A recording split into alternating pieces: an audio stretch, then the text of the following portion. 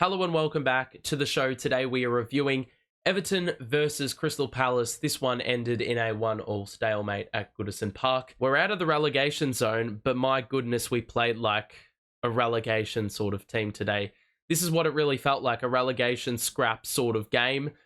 Palace aren't really that far away from the relegation zone either. So it's fair to say that quality was very lacking in this one. We're going to talk about it all today. So make sure to drop a like and subscribe if you want to see more of these. But let's hop into the review. Now, player of the game. Usually this is very, very easy. Very easy to do. But today it's very difficult because, I mean, there was some good. There were some good patches. But that was it. There was a lot of errors, a lot of uncharacteristic play. Ultimately, I think it was a really lethargic performance. This game could not be any more favourable when it comes to circumstances. I mean, Palace have lost 5 of their last 6. They sacked their manager today. They didn't have Eze or Lise. It was a home game for us, and we had 10 days off.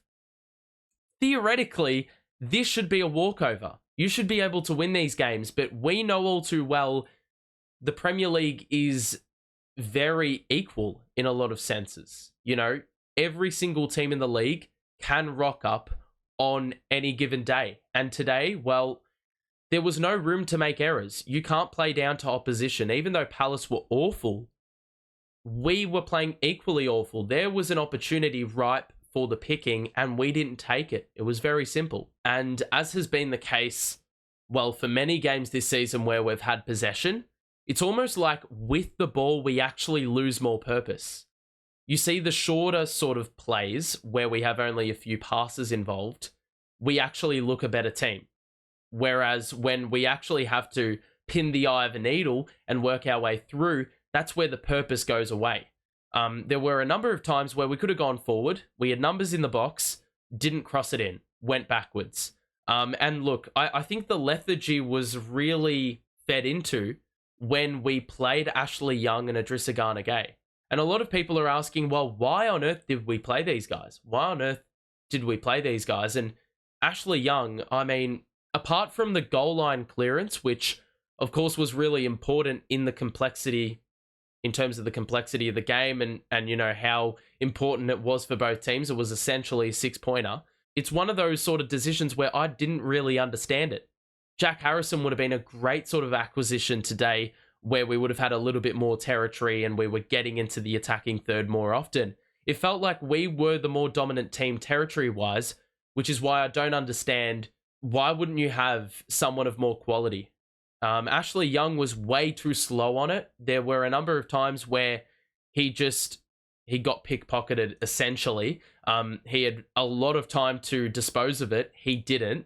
And Palace, well, were able to go the other way, and we were left vulnerable in certain scenarios. So I don't think he wasn't the smartest player to go out on the pitch today with. But no one was really immune to it. A lot of players looked off it. Mykolenko was one, which I thought he was pretty off the pace today.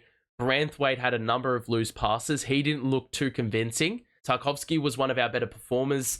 Ben Godfrey wasn't too bad, but there were certain scenarios as well where he looked a little bit vulnerable. I do like how he was making some really good sprint efforts, very direct runs towards, well, our attacking third. That was a positive, creating that overlap, almost another player for the Palace team to deal with, but he also was a little bit off it. Jimmy Garner, a lot of misplaced passes, losing possession a fair bit. And then, I mean, DCL up front, he did have a couple of good opportunities, but, you know, yet again, he just cannot find the back of the net. I do think that the game was summed up today when Abdoulaye Doucouré had an easy tap in. It actually fell fortuitously right at his feet, but somehow the backspin actually kept it out of the goal and took away all the pace. You know, it's just those little things. Physics literally got in the way of a victory today. If we go up 1-0, I don't have as much belief that we would give away a goal, because I think we're a pretty good side once we take the lead in any sort of game. So yeah, that's basically how I expected things to go. And then obviously, the whole Everton narrative, that whole Everton game really came into play when Ayew just plucked something out of nowhere, really, to get them in front. Pretty good that we got a header back. Onana was awesome when he came on, I think. Granted, the bar was pretty low, but in terms of everyone else's performance, he was pretty good, and he was a little bit more direct. I would have loved to have seen DCL when he got his head to the ball. He needed to elevate as much as Onana did when he scored. Onana got up. I don't know if he had springs in his legs today or something, but mate, he got up. Really. And ultimately, that was the difference. You know, being able to get a little bit more leverage, a little bit more elevation, that separated him from the rest. And he was able to get it on target. You know, it's always two different processes. One, to actually get your head to the ball, then to actually direct it in. That's a whole different story. Overall, I mean, we're very lucky to get a point because, to be quite frank, we didn't play like a team that deserved to win today. I do have to say, though, Doucouré was back in the team today. The team looked better going forward with Doucouré as the connector. He had some nice moments, some good IQ plays where he would leave the ball and it would actually play others in. And there were also some important flick-ons. There was a play that actually sticks out to me. It happened in about the 22nd minute, which really sums up what happens when you don't hesitate, you're assertive, you don't actually think about what you have to do, you just go. It was one-touch football. I think Branthwaite passed it forward to Jimmy Garner, who flicked it behind him to Doucouré, who tapped it out wide to Dwight McNeil, who took one touch and then was able to whip it in. DCL got his head to it. It was misdirected, but that sort of play was beautiful. That was beautiful. We're not going to see that too often, which is why it's so important to actually capitalize, and DCL needed to finish those sort of chances. That's what happens when you don't really hesitate and you actually test the opposition. Because you could see we moved them. We had more space to move as a result. And, you know, that ensured that the quality was affected in a positive way because we had more space. We could actually be a little bit more composed. The pressure of having a defender on your tail, that was all gone with that sort of passage. So those sort of things are really important. But we basically invited everything that I just said that we avoided with that one passage. We invited that all back in when we played slow and we turned our back on a good run or someone further afield to go backwards and play the safe pass. I think that was the issue today. I think we were playing to get a result, but I don't think we were playing to win today. And then inevitably, when we found ourselves one goal behind, we had to chase the game. And of course, once that happened and we actually got a little kick up the backside, we actually looked a very good team and the crowd got involved.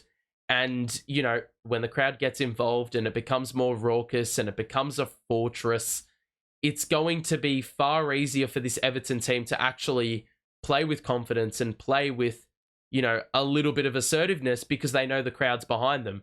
They know it's not them versus the world. They know they've got the crowd behind them as well. But yeah, it was disappointing that a 10-day break, all those training sessions, you know, with all those absences for Palace and all the external stuff going on for them, it's a shame that we couldn't capitalize on that potential weakness that could have gone on there.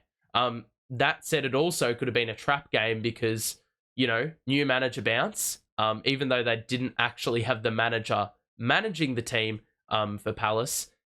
I mean, one single move can really elevate the performance of a team because all of a sudden that morale lifts and you've basically had a hard reset of sorts. You know that there is a new chapter on the horizon. So look, at least we didn't lose. We got a point. It actually probably, well, I think the result is generous to us. But that being said, you know, there was so much more on the table and we simply didn't want it. We didn't play like it. we didn't carry ourselves the way in which, you know, a result would have been easy to get. It's a shame. But going forward, we do have some really important games next up. Hopefully this is just a flash in the pan sort of performance. Hopefully I don't have to see this every time we play a team in the bottom 10, because there are plenty of teams in the near future that we play that are in that sort of range. So we desperately need to get victories, and we desperately cannot afford to play the way we did today again. Hopefully this is the rustiness out of our game, and hopefully we can just forget this performance happened and just move forward. That's going to do it from me. Share your thoughts about the game. Drop a like, subscribe, all that good stuff. We will see you for the next Everton review post-game after that next fixture. That's going to do it. We'll see you soon. Have a good one. Bye for now.